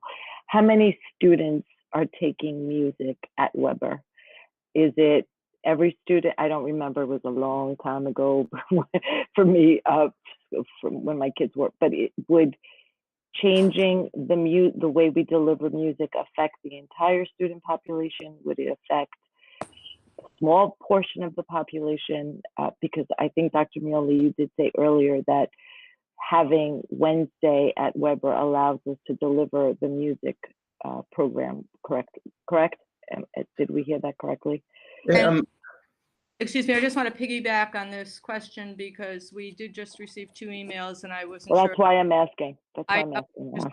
I just wanted to add to that. We received 2 emails from parents, both of whom in different ways are saying that they, and I can read the emails later, but to paraphrase, that they don't see how having how the music program for a number of students justifies closing the entire building on Wednesdays. So, that, That's easy. That's not the sole justification. It was one of, a page and a half of things that I was trying to just represent in terms of what the design was in the first place for the day, and what the trade-offs will be, should we move away from. That's all. So it was one of the things. So to answer your question, every student takes music, but mostly what I was talking about is performing music. And I don't have a number on that. I know what it used to be when I was the director, but it's a fairly significant number. I know that, but I don't want to hazard a guess. I think it is too. I just don't remember. I don't know it off the top, but I think if I was just curious because it is a significant portion of the population. Yeah. Thank you. So again, it's not a reason to not have students come to school. It's not a sole reason to do it, but it's one of several why the Wednesday was put in place. And again, it's a consideration, I think, is the best word. okay. Thank you. Any other questions or comments regarding Weber Wednesday? Okay, so we'll be hearing back from, the board will be hearing back on developments after tomorrow. And Is that for the next board meeting? That's all I was going to ask, is what's the timing? Because I know there's a lot of parental anxiety and upset about this. And I think it would be good if we could hear back, sooner rather than later. I think we did say if we can get something by the next board meeting, but I am serious about, I know that we've received that, emails, but if we can use thought exchange, I think it would be great to see how much of the parental anxiety is displayed in the entire population at Weber, or at least try to get as many people to answer that question. But as we said, and as Rachel, you did verify, it is Dr. Hind and the administrators, the educators' ultimate decision on how we run the education in the building. And if I could just add, just because this is where we are right now doesn't mean that things won't shift in the very near future. So, in as much as some parents may be disappointed, the conversation's not over. If anything, it's still continuing, and will continue tomorrow for sure. And then update the board, I think, at the January meeting for sure. Okay, thank you. And I'm pretty sure the parents who we just heard from heard that. So please know that it's still being discussed. Deb has a question, comment. Yes, I had a question. If the Weber does get shut down, if we go yellow or we don't have enough staff or whatever it is, what happens to Weber Wednesdays? Do they stay the same under the current plan? Essentially, the answer is yes. The Wednesday is their remote day. The other 4 days, there's a plan for, which is on our website, has been. But the short answer is yes.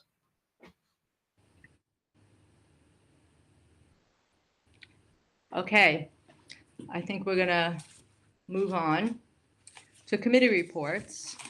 Policy and personnel. Okay, so we had a meeting on November 18th, and I'm thinking that I haven't given a committee a work group update since then. Is that correct? I just don't want to repeat myself, but I feel as though I haven't done this yet because it's only December 8th. Okay, so I'll just plow ahead. In personnel, we hired a technology staff developer and also the associate administrator, I think administrative data management and supervision. They started, I think, last week, Dr. Shields. So we took care of that. And I think by now most people know that Mary Callahan is going to retire. So I guess I don't know if I should go over the personnel stuff, but I'm just doing that because it's in my notes. And I know that the district is looking to fill that position by very soon. And so then we went over some different policies. Our pandemic policy is on for a first reading tonight. We went over the online distance and remote policy, and we were going to give that to central administration, our lawyers, and maybe some teachers to give the once over and see how that meshes with what we currently have. We had a big discussion on the social media policy,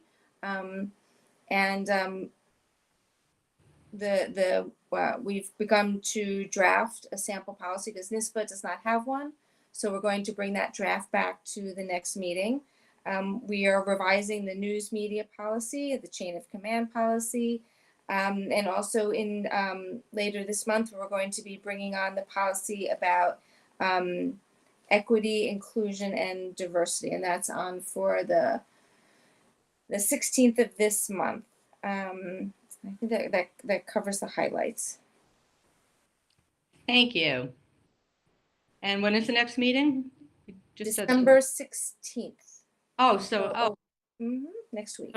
Okay. I don't know why. I didn't think there'd be another meeting until January. That's why We've got a lot to do. We need the meeting. Yes, we do. Okay, budget and facilities. Mrs. Weisberg. Thank you, Mrs. Johnson. We had our budget and facilities meeting on November 30th. We had what will probably be a pretty much every budget and facilities meeting review of our pandemic expenses and where we are at with that. We had a discussion about the new health screening app and how things were going with that. And then we additionally had a discussion, which I'm not going to repeat much of, because we had a discussion about the yellow zone testing and the contract that we signed. So, so that was our budget and facilities meeting. I hope you will try to join us for our December 14th budget and facilities meeting, because some of the review of where the budget stands right now and the beginning of the work for next year is going to happen on December 14th. So I hope that you can start to join us, because the background information for the deeper conversations about 2021-2022 school year will begin really on December 14th. So I hope to see many of you. Thank you. Yes, that will be a very important meeting. Thank you. As they all are. Curriculum. Ms. Gilliar, sorry. It's okay. Whichever. I'm very flexible. I know I respond both. So the curriculum committee / working group of the board met on December 4th. The subject of the meeting was, what is curriculum? I urge everybody to go ahead and watch the live stream of it, because it's an interesting window into the minds of our new assistant superintendent for curriculum and our administrators, and the thought process that really goes on behind the scenes when we figure out how our curriculums will be. And I am giving the topic unbelievable short shrift by saying that.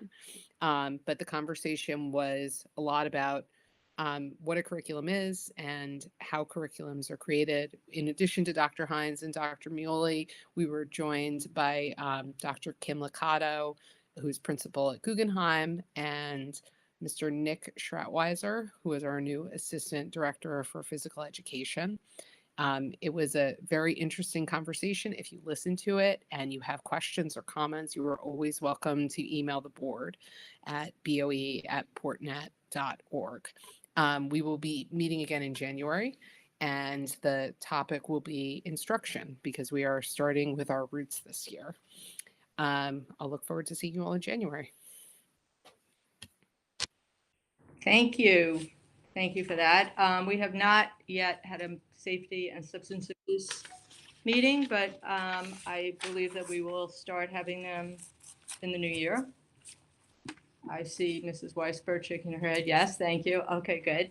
We did have a diversity committee meeting on November 13th, but I have to say, feels like a year ago from where I'm sitting. It was a well-attended virtual meeting, and I'd say that the main event was Dr. Hines came and we discussed the districts and the board, I should say, and the district, our goal of partnering with a consultant to help guide us through our equity, inclusion, and anti-bias and or diversity work that we have committed to do through our goals and through our discussions. I don't want to spend too much time on that now because we're still really discussing it. And we actually spoke to another group today, another consultant. So, there's a discussion to be had, but I don't think we want to take too much time right now to go into it. We do have a meeting on Friday, this coming Friday, December 11th. And one of the other things that we discussed at the meeting is the potential for having a book selection every month when we meet, and it would be a book on the topic of, diversity and inclusion. It's actually at the moment, the book itself is, the topic of the book is pretty open-ended. So what we have, Shirley Shapiro and myself, the co-chairs, have asked people who are coming to the meeting on Friday to come with some book selections, a book that you would recommend that we read as, a group, and then would discuss it, for example, at the January meeting. As I say, the meeting is Friday, December 11th. You don't have to be a committee member to join, and the link will be on the website. Legislative Task Force, is there a report for them, for you? Yes, there is.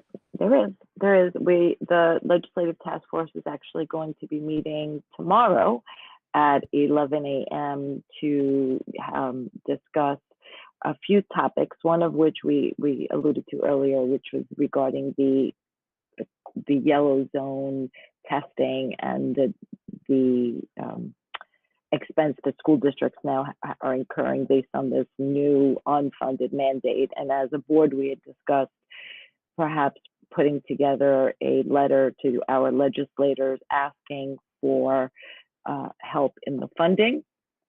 So we are going to be discussing that. We're also going to be discussing some of the other NYSBA advocacy efforts, one of which is the digital divide. NYSBA has actually put together some documentation or some legislation that they're helping to get into Albany with regards to the digital divide. So we want to make sure that our school district is included in those discussions. We are also going to be discussing the perhaps just, or not really, just discussing whether or not we get a 20% cut from the governor and how that could affect us.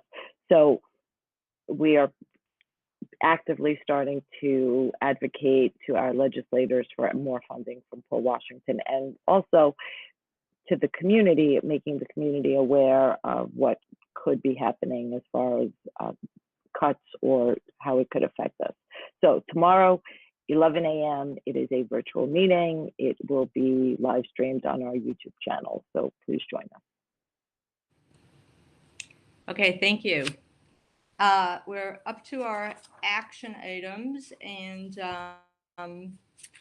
unless anybody has any item, I had asked, sent an email earlier, if anybody has an item that they want to specifically discuss.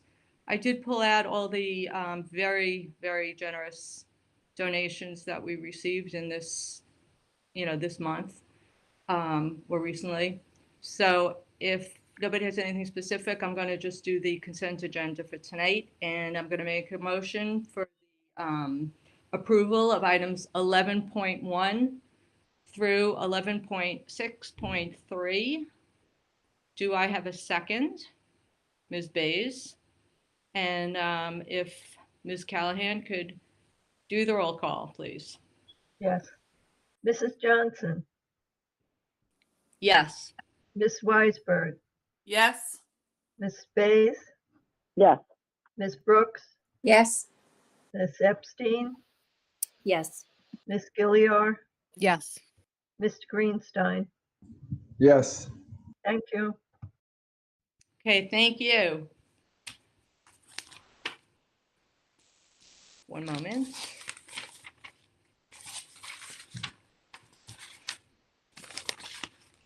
See.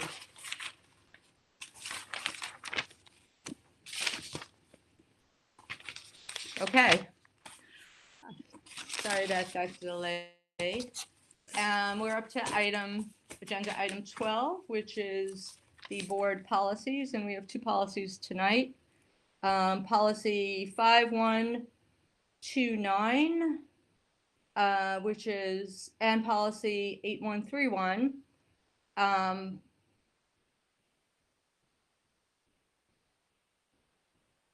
Okay, help me out here. One of them is up for first reading and one is up for the board to approve. Okay, policy 5129, academic integrity. That policy has gone through first reading, and now we are here to say yay or nay. So maybe without further We're ado. right. We're adopting 512. The first. Yes, Right. well, we're going to vote on it. So Ms. Callahan, if you could do the roll call again. Do we have a second? I'm sorry. I didn't hear. Oh, I'll second. sorry, yeah, you're right. I didn't do it. It's okay. Sorry. I'll second. Okay. Okay. Thank you. Mrs. Johnson, Yes. Ms. Weisberg, Yes. Ms. Spays, Yes. Ms. Brooks, Yes. Ms. Epstein, Yes. Ms. Gilliar, Yes. and Mr. Greenstein. Yes. Thank you.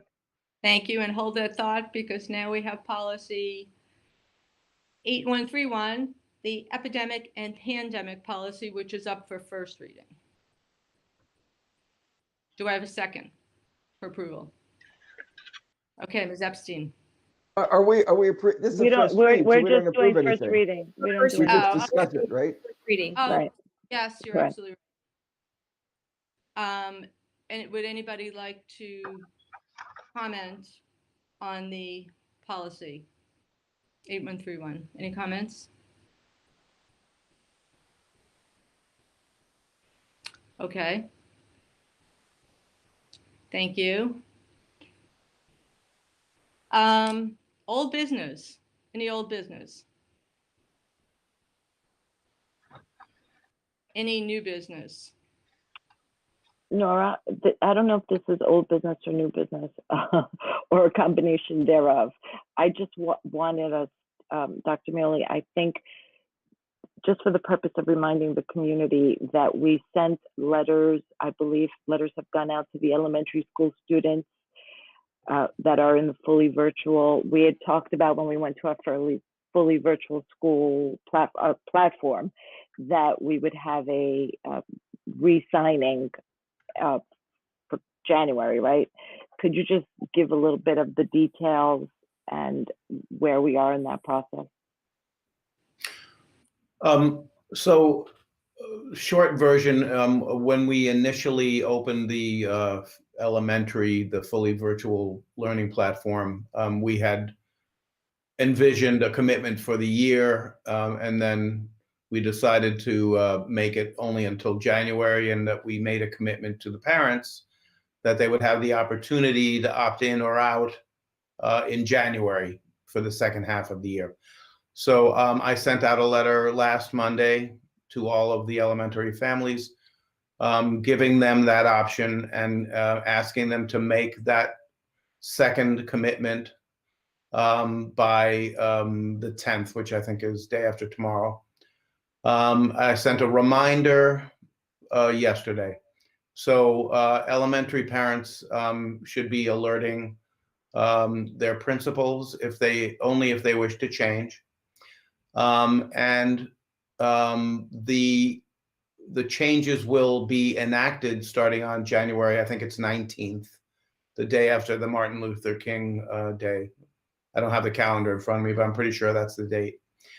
In terms of Weber and Schreiber, we went through a somewhat similar process because their second semester starts a little later.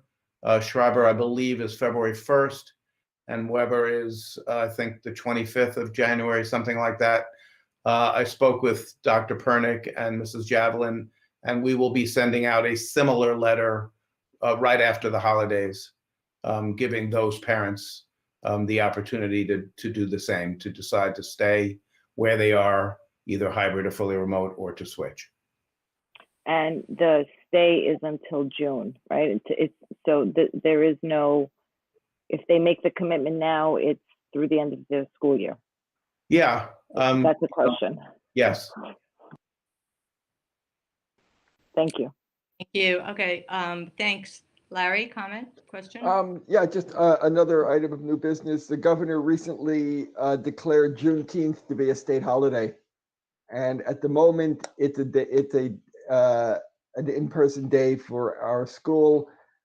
So anyway, I'm just suggesting that we either discuss it or have administration get back to us, and whether we can do something this year or whether it has to wait to next year. I think it's just something we should be looking at and see if there's anything we can or should do.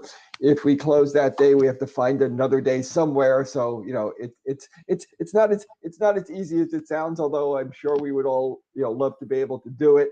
But I'll leave that up to Dr. Hines and his cabinet to figure out what the best approach for us to take is.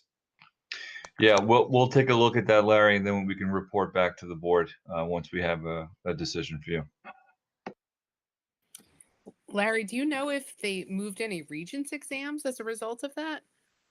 I do not know. The only thing I know is that technically schools are not required to be closed on state holidays, only on, there's all different types of holidays. Like there's a national holiday and a federal holiday, and when you close and when you don't close. I don't really know, but I know that in a lot of places it's a subject of contract negotiations. I would imagine as districts start to adopt it, the regions will not be given on that day. I imagine SED will be moving things, because even if 20% of the districts are closed, they can't give a test. So I would imagine, I don't know if there's anything scheduled for that day yet, but my strong guess would be there would be nothing scheduled. Well, According, I was actually asking because we should probably check that out first, because we may not have any choice in the matter if there are Regents scheduled for June 19th already. And Well, it looks although, to me like Deborah might know the answer. Although SED would have to change it again. If school districts are going to be adopting this, then SED is going to have to change the date.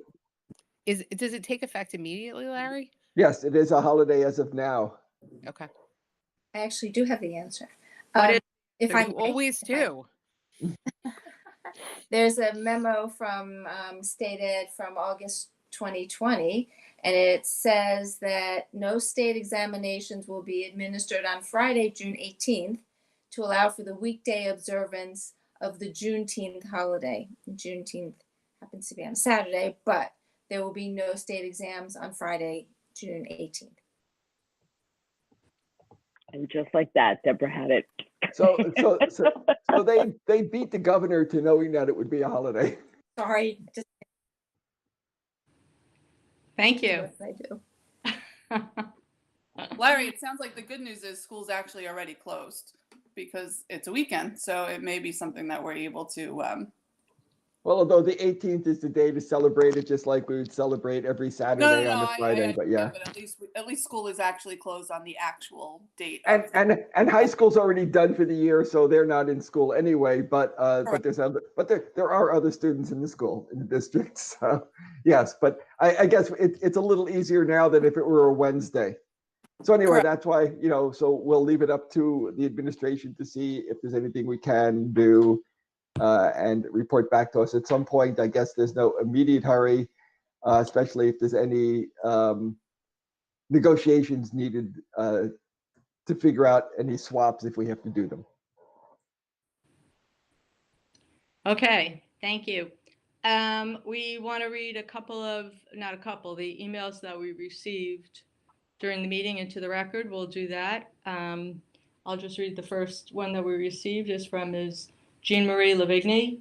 And her question is there any data that we have to see how many people who are designated as close contact and quarantined who tested positive during the quarantine? Many of the clusters have been linked to specific off-campus gatherings. When these are discovered, why isn't the district identified? If parents are more aware of the clusters, maybe they will be more cautious than to allow their children to participate in such events. Okay, thank you for that. Emily, you want to read some?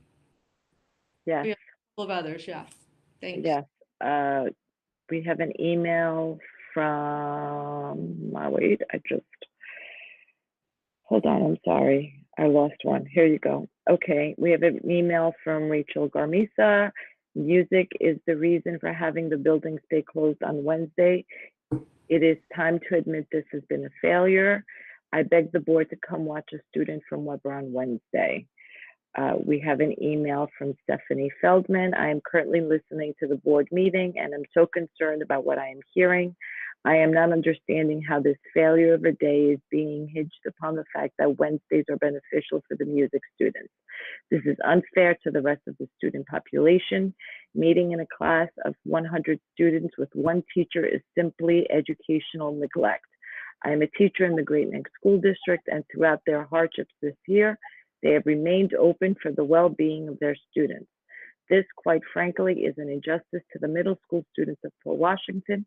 You all have the power to change this for your students. We have an email from Jennifer Rothenberg. Good evening.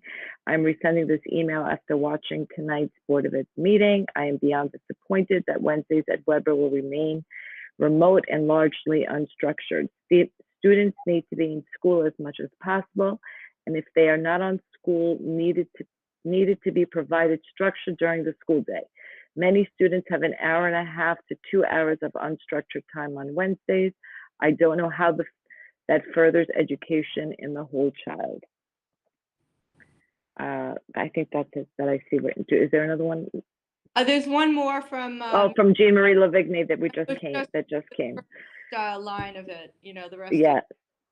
Why do Weber students have to commit for so long for fully virtual? Their seat is held for them and they are not on a separate platform. Okay. So, and there's some other, those are the questions. Okay, well, thank you to the community for your input, and thank you to everyone who's here. I know it's, thank you to the people that are still watching. Thank you to everybody who's here who's been working since very early this morning. And we will be seeing people. I was going to say have a good holiday, but we will be seeing everybody at our upcoming meetings this week and next. So until then, have a good evening and thank you. Thank you very much. Good night. Good night. Good night. Good night, everybody.